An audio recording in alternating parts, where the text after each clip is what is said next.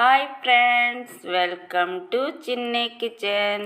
ఈరోజు చిన్ని కిచెన్లో హెల్దీ కరివేపాకు పల్లీలతో రైస్ చేయబోతున్నా. చాలా టేస్టీగా ఉంటుంది. హాఫ్ కప్ పల్లీలు తీసుకున్న కరివేపాకుని నీట్గా కడిగి ఇలా తుడుచుకుని ఆరబెట్టుకోవాలి. కడాయి పెట్టుకుని కొద్దిగా ఆయిల్ వేసుకుని గ్రౌండ్ నట్స్ని ఫ్రై చేసుకోవాలి.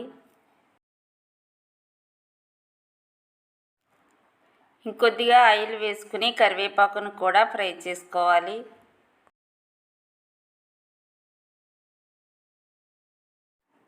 ఓకే, చూడండి, కరివేపాకు అయితే ఫ్రై అయిపోయింది. మిక్సీ జార్లో తీసుకుని మెత్తగా గ్రైండ్ చేసుకోవాలి. కడాయి పెట్టుకుని 1 స్పూన్ నెయ్యి వేసుకోవాలి.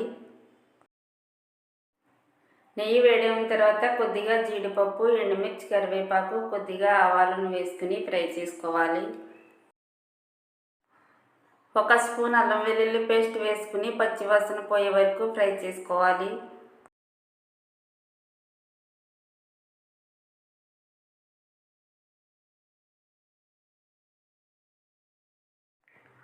కరివేపాకుని ఇలా మెత్తగా గ్రైండ్ చేసుకోవాలి. ఫ్రై చేసుకున్న పల్లీలను కూడా వేసుకుని బరకగా గ్రైండ్ చేసి పెట్టుకోవాలి. ఓకే, చూడండి, పోపు అయితే ఫ్రై అయిపోయింది. ఇప్పుడు ఉడికించుకున్న రైస్ని వేసుకోవాలి. కరివేపాకు పల్లీల పొడి కూడా వేసుకోవాలి. టేస్ట్కి తగినంత సాల్ట్ వేసుకోవాలి.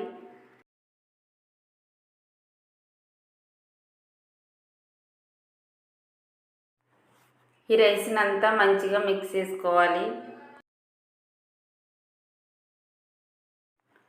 పల్లీలు, కరివేపాకు ఈ రైస్కి అంతా మంచిగా కలిసే వరకు మిక్స్ చేసుకోవాలి.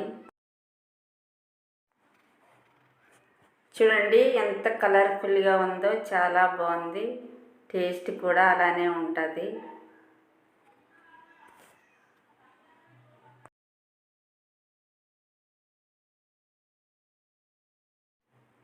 గ్యాస్ ఆఫ్ చేసుకుని 1 చెక్క నిమ్మరసం పిండుకోవాలి.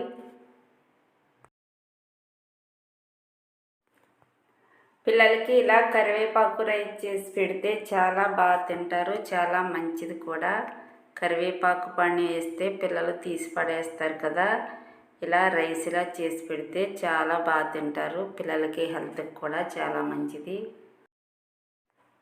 మా బాబు అయితే కరివేపాకు రైస్ తినడానికి రెడీగా ఉన్నాడు. ఓకే ఫ్రెండ్స్, మా రెసిపీస్ మీకు నచ్చినట్లయితే లైక్ చేయండి, షేర్ చేయండి, సబ్స్క్రైబ్ చేయండి. Bye friends.